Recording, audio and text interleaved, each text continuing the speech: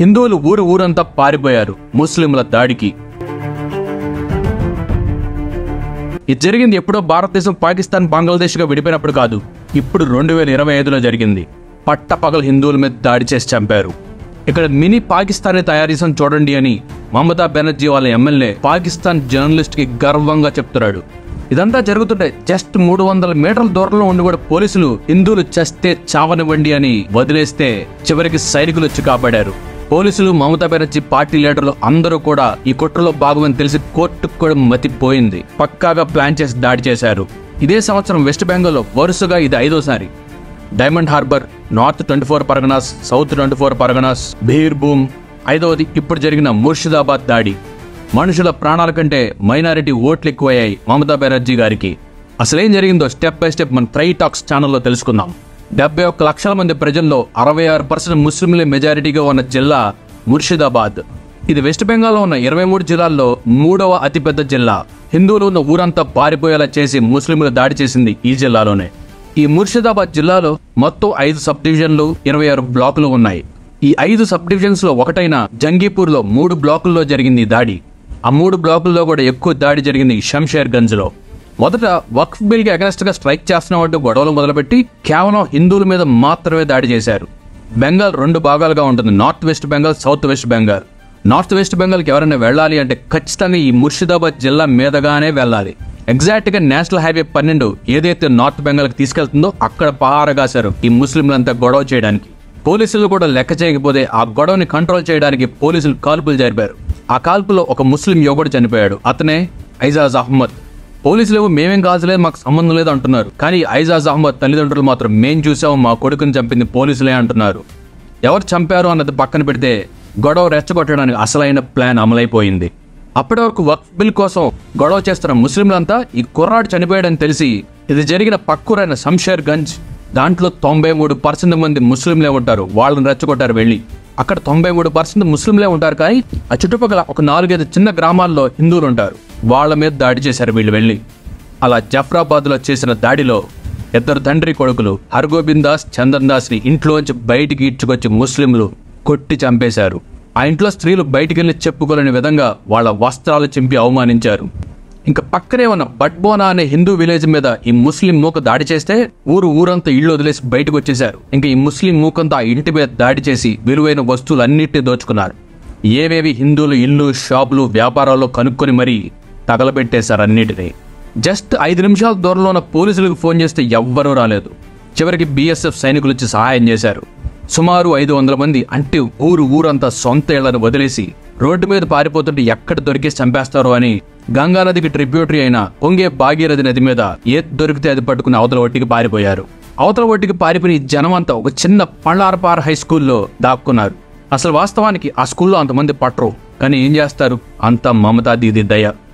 ఇంత జరిగితే అమాయకులకి ధైర్యం చెప్పాల్సింది పోయి మమతా బెనర్జీ గారు చెంచాలుగా మారిన బెంగాల్ పోలీసులు బిక్కుబిక్కుమంటూ భయంతో ఉన్న అమాయకులు ఇళ్ల డోర్లు పగలగొట్టి ఇంట్లో వీళ్ళు బూతులు కూసి తిట్టారు.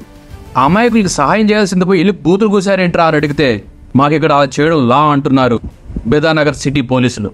వెస్ట్ బెంగాల్ పోలీసులు మామూలు మనుషులే కాదు, మీడియాను కూడా దగ్గరికి వెళ్ళనివ్వలేదు. మమతా బెనర్జీ గారి గవర్నమెంట్కి అనుకూలంగా టాయిలెట్ పేపర్లో పనిచేసే న్యూస్ పేపర్లను మాత్రమే పంపించారు. నిజాయితీగా ఉండే జర్నలిస్టులు ఏంటండి, మోస్ట్ అన్రెస్ట్ ప్లేస్లో అయిన కాశ్మీర్లోను, మణిపూర్లోనే మేము వెళ్ళి ఇన్వెస్టిగేటివ్ జర్నలిజం చేసామంటే మేము మమ్మల్ని ఎందుకు పోనివ్వట్లేదు అని అడిగితే అదంతే, అందరికీ పర్మిషన్ ఉండవు అని చెప్పారంటే SP. ఆ ఒక్క ముర్షిదాబాద్ జిల్లాలో మొత్తం 22 ఎమ్మెల్యే సీట్లు, 3 MP సీట్లు ఉన్నాయి. ఒక్క 2 ఎమ్మెల్యే సీట్లు తప్ప మిగతావన్నీ MP సీట్లు, ఎమ్మెల్యే సీట్లు మొత్తం కూడా పవర్లో ఉంది మమతా బెనర్జీ గారి TMC పార్టీ వాళ్లే. అయినా అంత జరుగుతుంటే ఒక్క నాయకుడు కూడా వెళ్ళలేదు పరామర్శించడానికి ఆ అమాయకులని. ఈవెన్ పహల్గామ్ డెలిగేషన్ కోసం మెయిన్ అపోజిషన్ పార్టీ అయిన కాంగ్రెస్ వాళ్ళు శశి థరూర్ గారిని పంపించారు.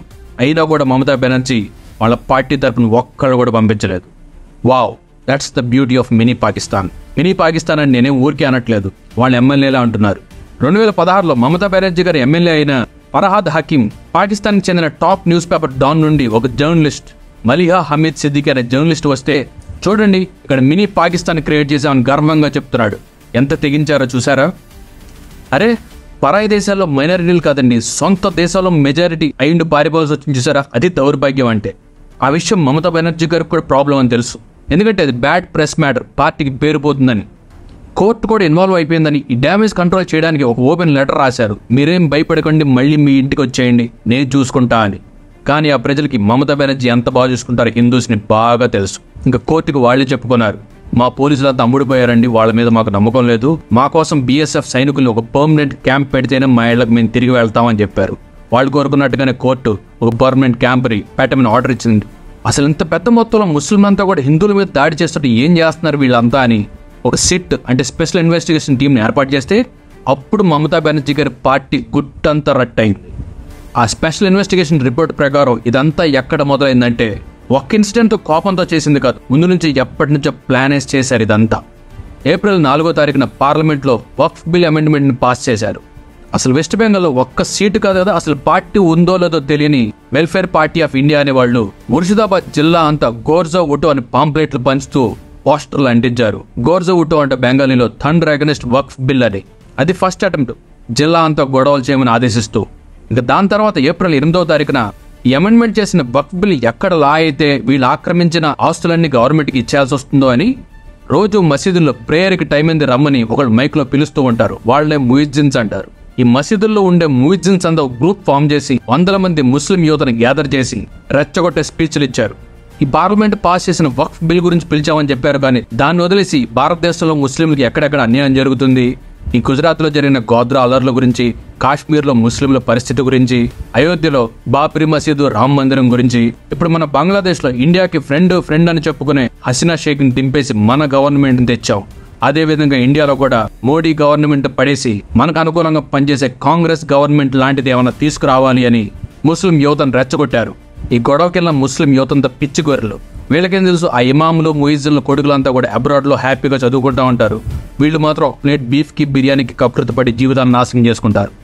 అయినా ముస్లింలకు కూడా అంత ధైర్యం గవర్నమెంట్ సపోర్ట్ లేకుండా రాదు. దాడి చేయడానికి ఎవరు సపోర్ట్ చేశాడని ఆరాధిస్తే దాని వెనక్కి కూడా మమతా బెనర్జీ వాళ్ళ టీఎంసీ లీడర్ మెహబూబ్ అలాం పోలీసులు ఎవ్వరూ ఇన్వాల్వ్ అవ్వద్దని చెప్పి అటాక్ చేయించాడు. హైకోర్టు జడ్జి కూడా ఈ సిట్ రిపోర్ట్ చూసి మతిపోయింది.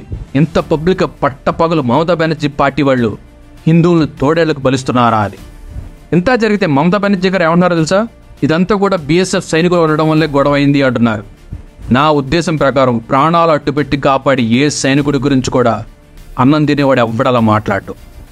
దీని మీద మీ ఒపీనియన్ కామెంట్ సెక్షన్లో పెట్టండి. లోకా సమస్త సుఖినో భవంతు.